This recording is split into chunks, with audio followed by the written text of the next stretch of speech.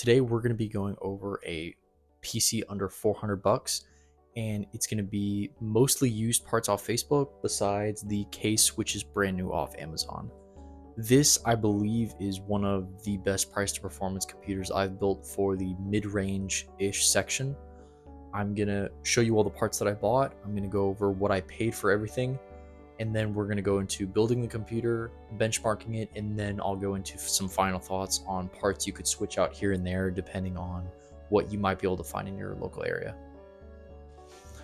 Here is the desktop computer that I picked up off Facebook that's going to have most of the parts that we're going to be using for this computer. This system comes with an i5 12400, 16 gigs of RAM, a 500 gigabyte SSD, a 550 watt Cooler Master power supply, which is 80 plus gold, and it also comes in this Lee & Power Spec branded case, which is still pretty nice, but there's no see-through side panel and not a lot of places to put fans, so I kind of rather switch it into a case that looks a little bit better and it's got more RGB in it. So I picked up this this computer on Facebook for 150 bucks. And the seller actually reached out to me a couple days later and told me he had two more. So I wound up getting two more of these as well. So that's everything with the desktop that I bought. I'm going to go ahead and switch it over to the graphics card that I chose. For the graphics card, I found this RTX 3060 Ti on Facebook, and it is the Asus model.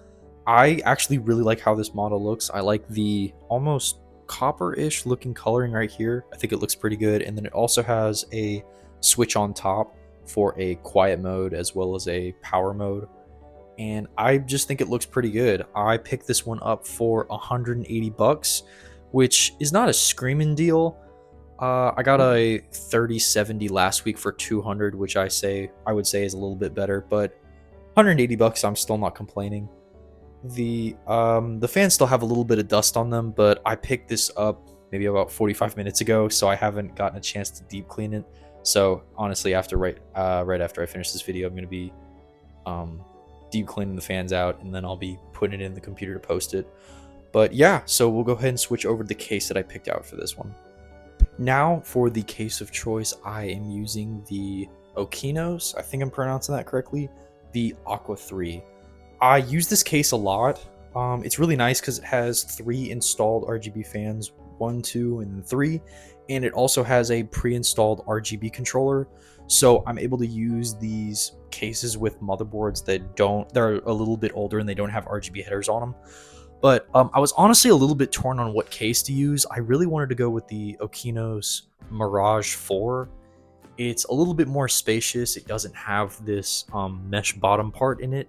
It's more like the fish tank design, or larger fish tank design, and it comes in, comparing the two black variants, they both come in at around $62, but I do really like the black. I think it looked pretty good with all these parts, but I currently don't have it on hand. I got like 4 of them being shipped right now, but the cases take forever to get here because I just go through them so fast. But I still like this case a lot. We're going to be building in it, and we'll see how it turns out. I'm going to go ahead and swap over to the top-down view, and we're going to put this system together. So now we got all the parts laid out. I'm not sure if you can notice, but the cooler on the CPU is actually different. I already had one of the 3 computers taken apart, so I just took the CPU motherboard RAM out of that one, and I'll be using it. It's the exact same thing, so I just have it here. Also, not sure if you can tell this on camera, but this thing is huge for a 550 watt power supply. I don't know if it's because it's gold rated or if it's just a higher end 550 watt unit, but this thing is heavy for a 550 watt, or at least a lot heavier than what I'm used to. So now that I got everything here, I'll go ahead and start the time lapse now.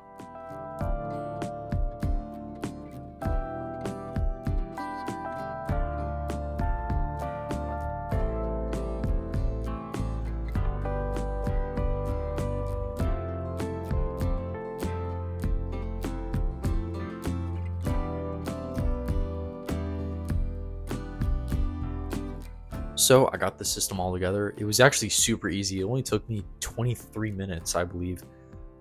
It was a little quicker because I didn't have to put in an SSD or any storage because it's already built into the motherboard. And with the CPU and RAM all already being in and just throw it in the case, it was really, really simple. So I'm going to go ahead and power it on now and see how it looks. I still do think it turned out pretty good in the white case. I'll go ahead and give you a quick close-up just to see how it looks. It does kind of suck that most of the lighting in the graphics card is shown on the bottom. So that would be kind of nice to have with a vertical GPU mount, but sadly I don't have it with this one. But I'd say it still looks pretty good. I can switch through the lights and it works. So now let's go ahead and go into some benchmarks. I'm probably going to use Apex. I usually use Rainbow Six Siege, but for some reason I've been having issues with that game to launch ever since the new update on it came out. Rainbow Six Siege 2, I believe. So we'll go ahead and run through a couple different other options. For the first benchmark, we're running Apex, and I'm going to show you what we're running our settings at. So for video settings, we're doing the texture streaming budget, texture filtering, and the ambient occlusion quality all at max, and then we're doing everything else on low. So here we are in Apex. The game's running really well. Most of the time, it sits right around 290 because this game's capped at 300. So sometimes it just sits at 299, like kind of right now. Dips a little bit down, maybe into the 220s. Sometimes it really just depends where you are on the map. But right now, I'm sitting right around 280, 260. Fluctuates a little bit, but I'll run around a little more and see how it plays.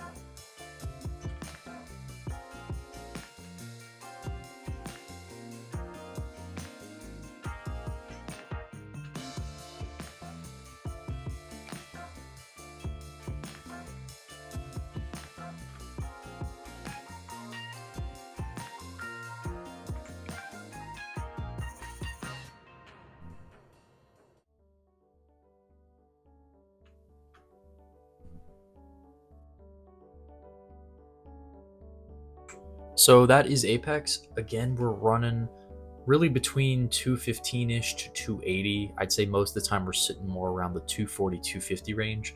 But now we're going to go ahead and move into the next game. For Fortnite, we're running it on performance settings, and then I have everything on low, but the view distance on far. And it's running pretty good. It's sitting around the 300 range, sitting mainly around the 300, maybe to 315. It sometimes dips down a little bit to maybe the 240s-ish, and then sometimes spikes up to the 380s, but I'd say it's running pretty good.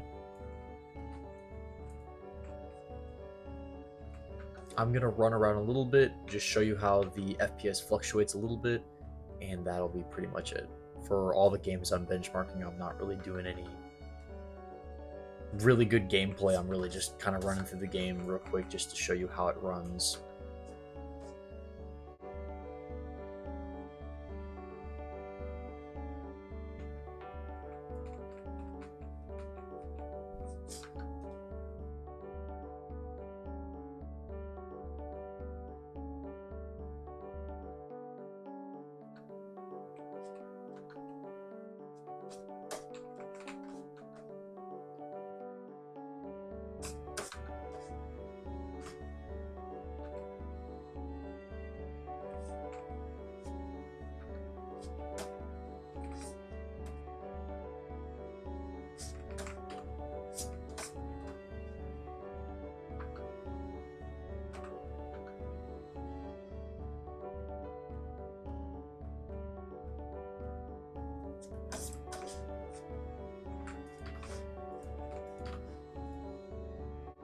And I'm done. I'm gonna go ahead and switch over to COD now. For Warzone, for the video settings, I have it set to NVIDIA DLSS, and then it says custom, but I pretty much have it on balanced, and then I have the texture resolution changed to normal. On Warzone, we're running mainly around the 140s. It dips, like most games, up a little bit, down a little bit, but I'd say for the most part, it's running around 145, 150, which I'm pretty happy with, I'd say.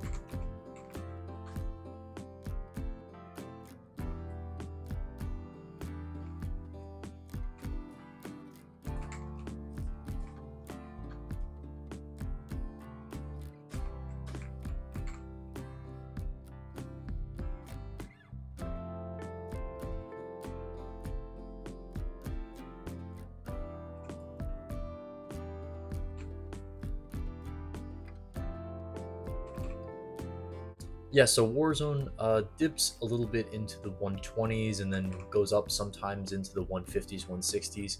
But for the most part, it's pretty stable. It's pretty smooth. I'm pretty happy with how it runs. And that's going to go ahead and be it for COD. I'm all done with running through benchmarks. I wish I had a couple more. I really wish I had Cyberpunk as well as maybe Shadow of the Tomb Raider. I believe Cyberpunk was on sale for the summer Steam sale, but I didn't buy it. I really should have, just to have more games to run on here. But one thing I also forgot to mention when I was going through prices, the case is, as of right now on Amazon, the white one is $68 and the black one is $64. So you can kind of just price that on which one you'd prefer. But with the whole computer, the power spec one that I bought that came with pretty much everything was 150. The 3060 Ti was 180, and then the case being 68 brings the total to 398. So I'd say this thing is great for under 400 bucks.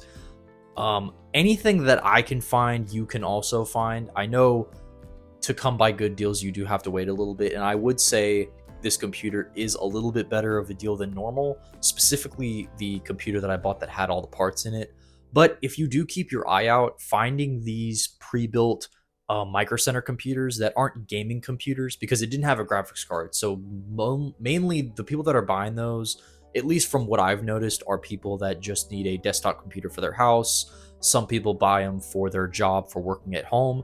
So sometimes you can find them on Facebook from people that are just trying to get rid of them. And I would expect to pay more around the 200 range. So that would raise the price a little bit, but not a whole lot. And then the case, that's always the same price because you buy it new on Amazon. And then the graphics card, 30 for a 3060 Ti, 180. I do still think that is a pretty good deal, but I don't think it's unmatchable. If you keep your eye out, 30 series cards are starting to drop in price. And a couple days ago, I actually picked up a nicer version. I got a EVGA 3060 Ti, and it's a 3-fan, and I picked this one up for 150 bucks, which is even cheaper than this one. Now, this one is a nice variant because it's got the lights in it and it looks better, but it is a 2-fan, so that one's going to cool better. And I also got a Founders Edition 3070 a couple days ago for 210. So I really don't think 180 is unreasonable if you do keep your eye out, but I think it performs really well.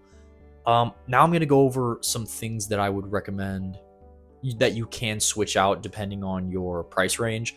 I do think the 3060 Ti is all around a great card. I do still think it pairs really well with this CPU, but it might be a